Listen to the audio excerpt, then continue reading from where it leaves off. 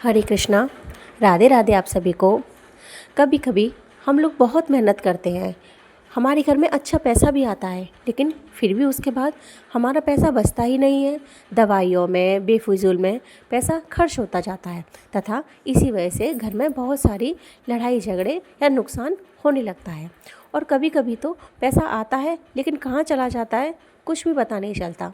इसलिए अगर हम कुछ ऐसे कार्य कर रहे हैं जिनका हमको ज्ञान नहीं है या जिनको हमको नहीं करना चाहिए, तो चलिए आज हम वही बातें जानते हैं जो कार्य हमको नहीं करने चाहिए, क्योंकि ये छोटे छोटे काम ही हमारी बरकत के बीच में आते हैं जो कि हमारी प्रगति को रोकते हैं।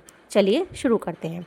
सबसे पहले हमको अपनी पूजा में, आरती में कपूर अवश्य शामिल करना चाहिए।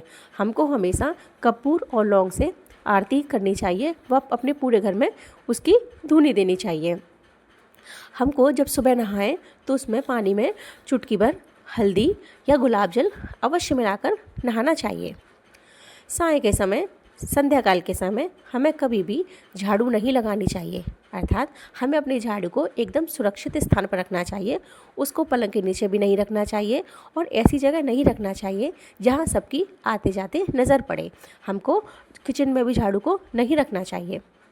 अपना घर को हमको हमेशा साफ और स्वच्छ ही रखना चाहिए। कभी कभी हमको घर से नकारात्मकता दूर करने के लिए घर में नमक का पोंछा भी अवश्य ही लगाना चाहिए।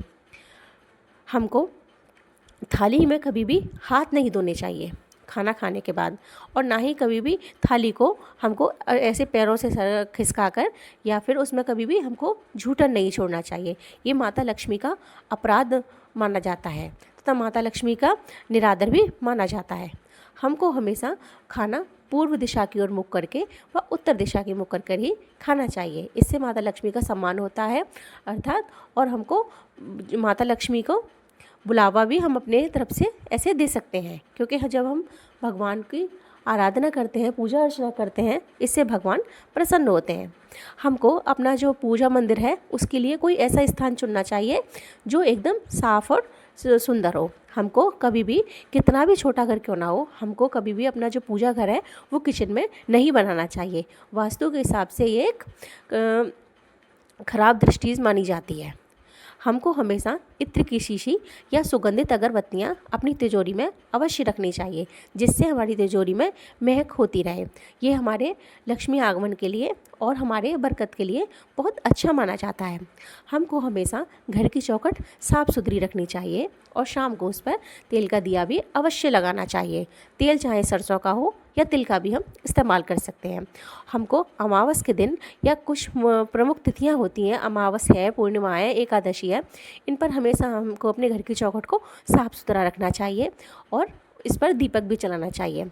हमको अपना घर का जो मेन डोर है उसको हमेशा सजा कर ही रखना चाहिए। हमेशा हमारे घर में स्त्री का सम्मान होना चाहिए।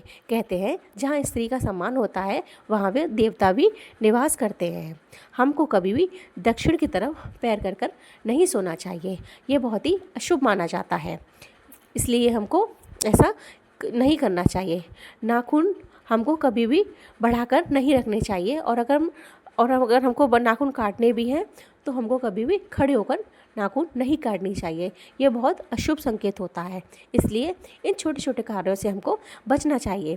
देखने में और सुनने में तो ये बहुत छोटे कार्य लगते हैं, लेकिन अगर हम इन कामों को करते हैं तो धीरे धीरे हमारे घर में से लक्ष्मी माता चली जाती है और दरिद्रता का वास हो जाता है। हमको कभी भी अपने मेन गेट पर कांटेदार पौधे नहीं रखने चाहिए। हमको हमेशा अपने मेन गेट पर तुलसी माता या मनी प्लांट ऐसे पौधे रखने चाहिए जो घर में सकारात्मकता लाते हैं, तथा हमको ऐसी छोटी छोटी बातों के लिए भगवान को शुक्रिया कहना चाहिए और इन छोटी छोटी गलतियों से बचना चाहिए।